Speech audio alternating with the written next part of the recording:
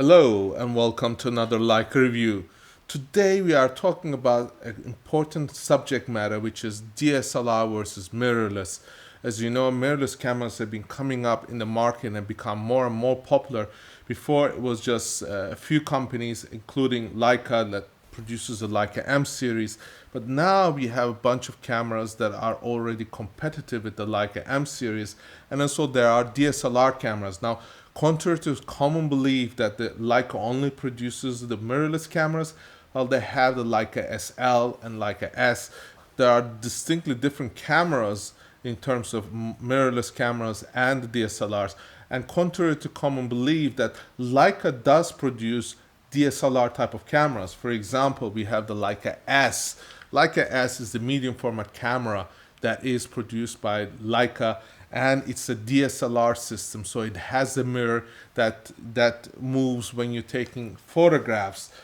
But Leica SL, which is a mirrorless camera, is very different. So these two cameras, whether they are mirrorless or DSLR, offer different type of quality. They offer different type of usability for the user. For example, when you look and compare a Leica S to, for example, Leica M, which I will show you right now, that these two cameras are distinctly different in size.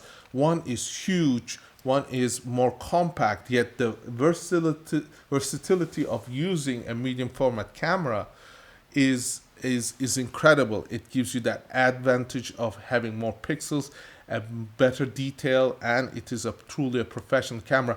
Of course, it costs several times of what a Leica M camera costs, yet for that difference you are getting incredible image quality. Leica S is one of the cameras that is being used widely by the professionals and the top professionals in the industry, and it is for that very reason they cost more and they provide more.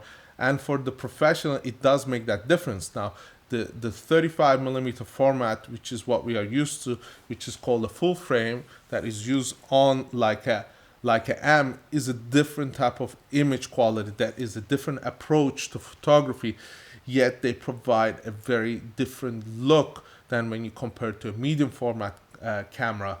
And that is for a very particular reason, because this is designed to be used as a compact camera for multi-purpose use. When you use a bigger camera like the Leica S, that is going to be a very different use.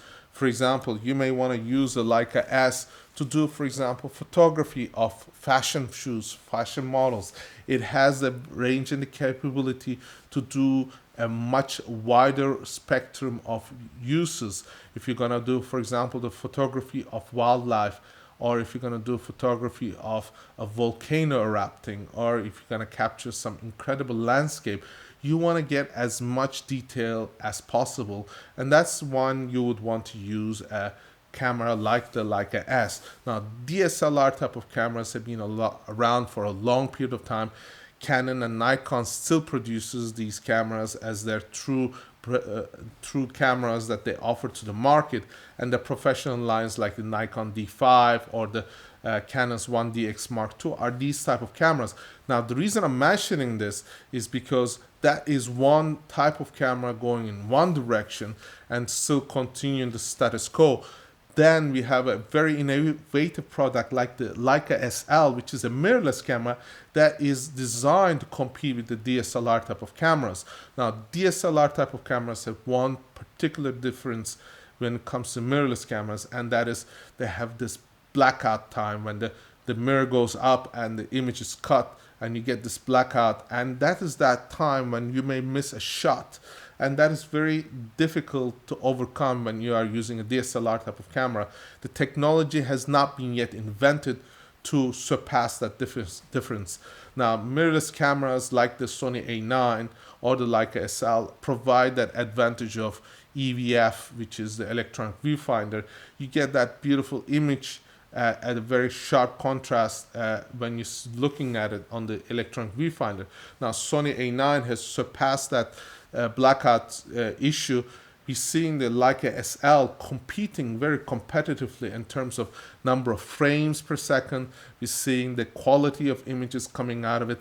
They are incredible. So before it was just DSLRs being the mainstream of professional cameras. Now mirrorless cameras are right up there in terms of quality and the speed and the performance that was provided by the DSLRs.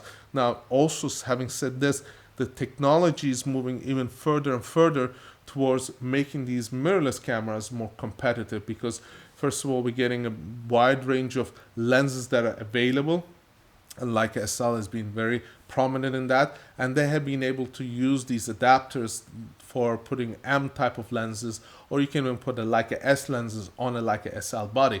So that makes the Leica SL a very versatile camera.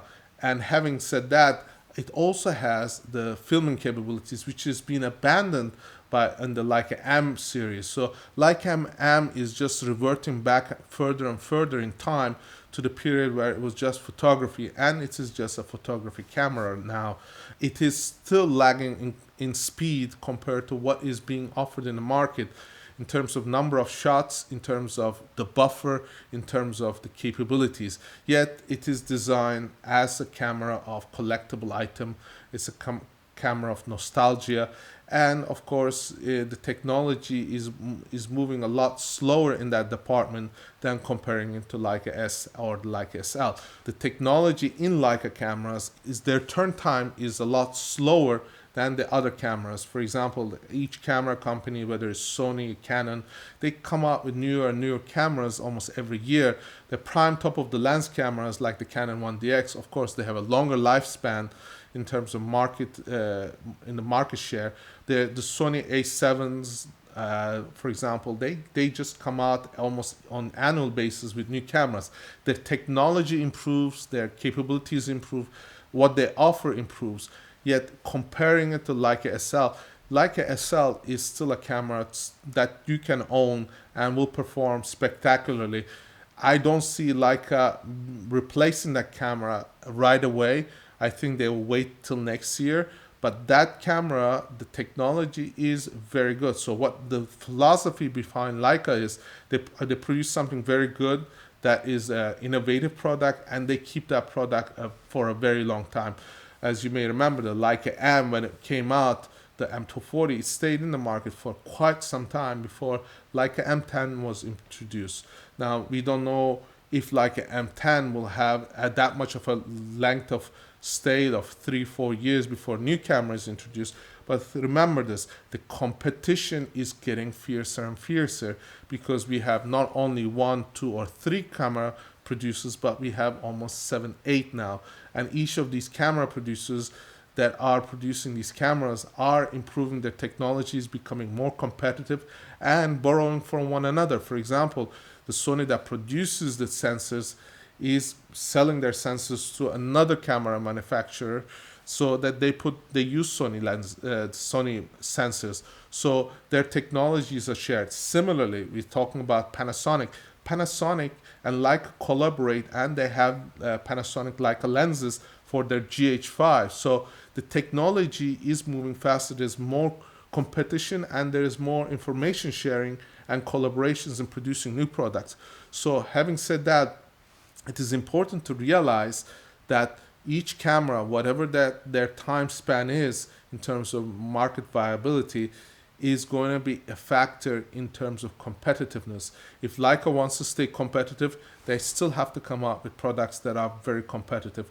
For example, I'll give you an example. Leica T, Leica TL, their technology has not improved. They still have the HD quality. They still have the APS-C sensor. I'm not expecting the APS-C sensor to be replaced, but I'm expecting the Sony A7 or their smaller A6500, which offers 4K quality, to be available in Leica T models. So that is something that we need to consider, and these are things that are important to people who are buying these equipment. So if you're going to charge a premium price, you need to offer considerable quality for that price.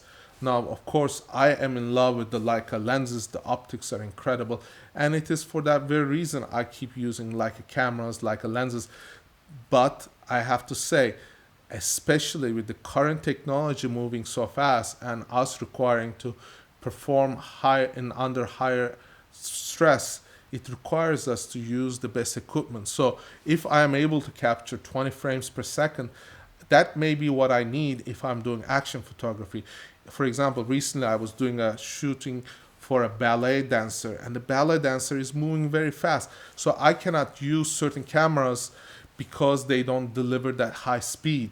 And it is for that very reason we have to know what we can use. And for example, I take my Leica S when I'm doing that kind of photography because I want to capture as much of that beauty as possible. And that is something people often forget, that the quality of the camera is one factor and the capabilities of the photographer is another. So it's the combination of those two factors. If you got good camera and you are able to use it to its max, you're going to get great images, and those compositions are going to be striking. And that's what truly makes the difference. So whether you choose a DSLR type of camera or a mirrorless camera is certainly at this point is not all that much important. What is important is how you use them. I personally like the smaller cameras, which is mostly mirrorless cameras. But when it comes to using a DSLR type of cameras, I'm not going to shy away from using the Leica S camera. So I hope this has been an informative review. If you have questions about DSLR, zoom lenses, mirrorless cameras, on how to use these cameras, on what apertures, please drop me a line, a question on the comment section below. I'll go there and answer the questions as best as I can. I invite you to join our workshops. I invite you to join our Leica review subscription page so that I can send you information about our upcoming videos, about our upcoming articles, and I hope to see you in our next review. Thank you for watching.